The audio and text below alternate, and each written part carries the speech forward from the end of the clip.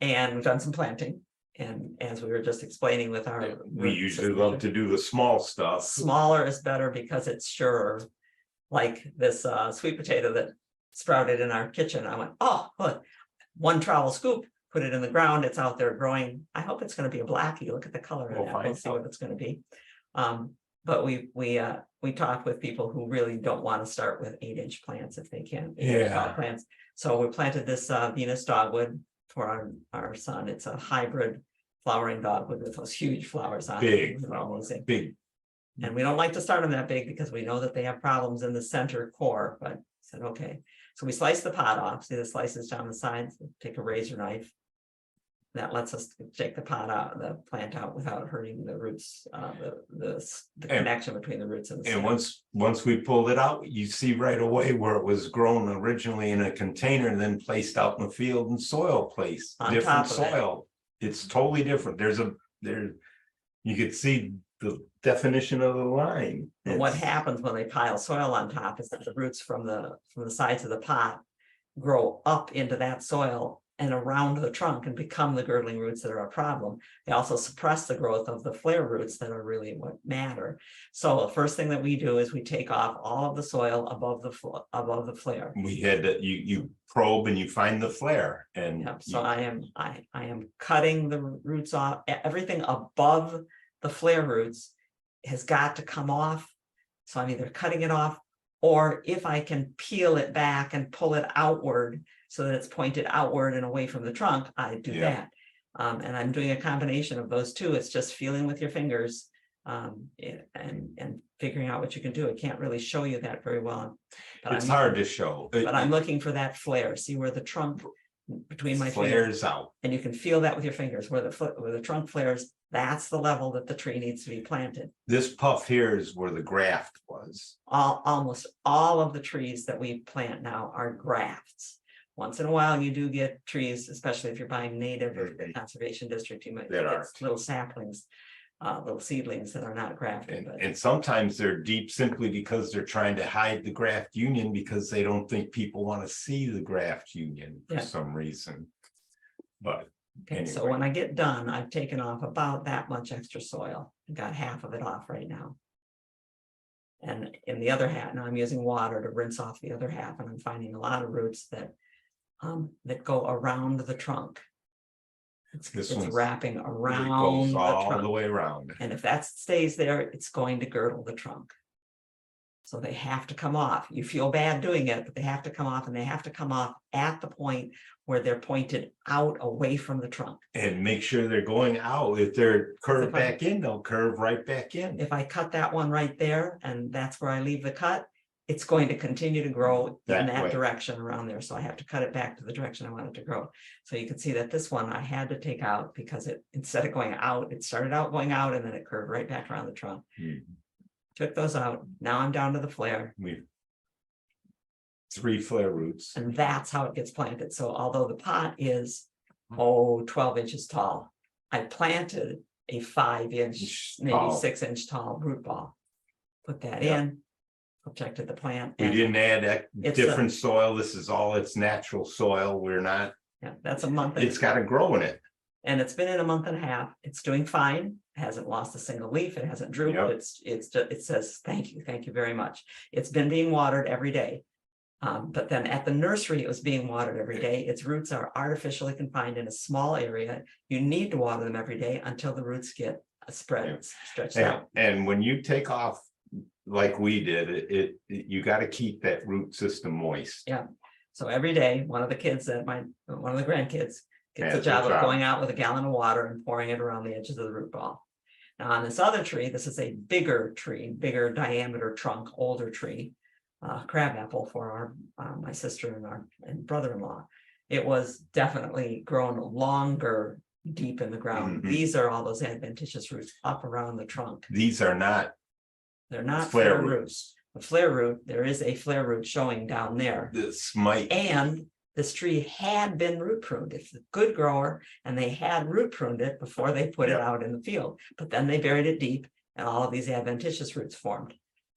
So I've washed and probed with my fingers and pulled the soil off. Here's the flare root.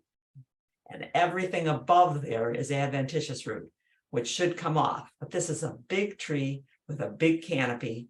And so I'm temporarily going to keep the adventitious roots without soil on the top of the flare. I'm going to keep the tips of the adventitious roots in the ground soil for a little Yeah. while.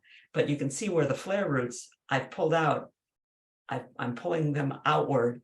I'm going to end up with a root ball that's 6 times as big as wide as it was once I pull those roots out. So it'll be able to take water from a big area and hold itself up. So there it is.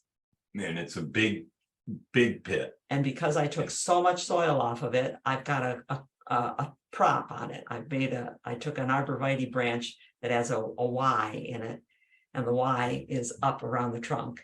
Right there. I've just propped it so that if the wind blows hard, it doesn't pull itself over. And it had an excessive amount of foliage on it. I mean, this tree had a lot, so it's going to show some droop. It's going through transplant shock. You're going to see that happen. So the interior leaves and the stuff up here, you might be able to see that some of it is a little bit hanging. It's not, it's not dead, but it's folded itself down. But look at the tips. The tips are what count. And The look how tips they're are spreading growing and out. standing up. See, they're spreading out and going up straight. If the tips of your plant are growing, it means the tips of the roots are growing, and that's what you want to do. So this one too is getting water every day. And I will take off those adventitious roots after. See, only their tips are in the ground. The plant is planted at the right level. It looks awful. But it looks weird. It looks like a what was that tree we saw? Some of the banyan tree or something like that. Yeah. So we've been planting. Are there any questions so far? Sonia, let's Oh yeah, we've got questions, but the most immediate one pertinent to this conversation, Teresa's asking why you didn't take the dogwood down to bare root to ensure where other girdling roots might be. I didn't take the dogwood down to bare root because we could see that it had been root pruned. We could see on the, how many did we find? 5? 5. We found 5 flare roots clipped out at the edge of what had been the pot before they put it in the ground. So I said, and it was clean from the trunk. We could count 5 flare roots coming from the trunk. We said, these guys are okay. Yeah. There may still be a place. Maybe they came out from the trunk, bent down at a 90 degree and went backwards and came out, but they seem to be in the right place. If it was a Kusa dogwood, in our experience, then we would have went into to see, because Kusas tend to have that taproot that we've talked about that gets twisted. It gets wrapped. And there still could be a problem, but we gave the trees, we're giving these trees the best possible chance, in our opinion, to survive more than 5 years. Yeah. I mean, they're to be there for 50 years, 70 years, 100 years. That's what we want to have.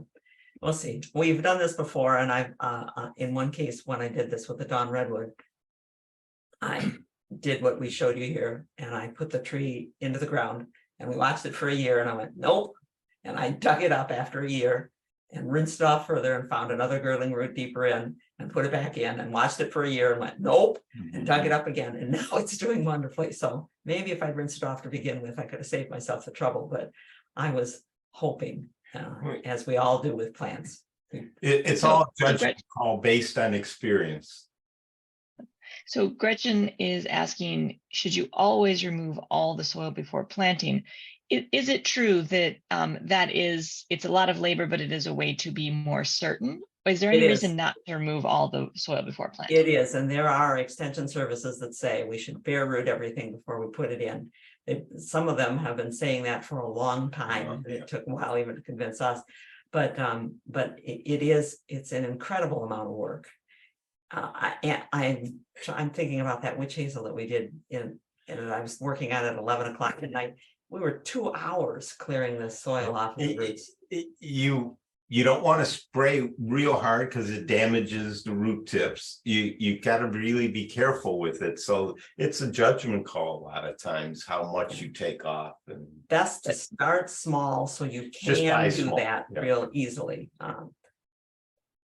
But it's also, especially if you're wanting to plant something like a tree that is meant to give us at least 50 years of life. Right. That's right. Then giving that time might be the trade-off that you make. But so for Gretchen, for trees who are saying, am I doing the wrong thing by bare rooting? Nope. If you're willing to give that time, that's a good thing to do. Yeah, definitely. Yep.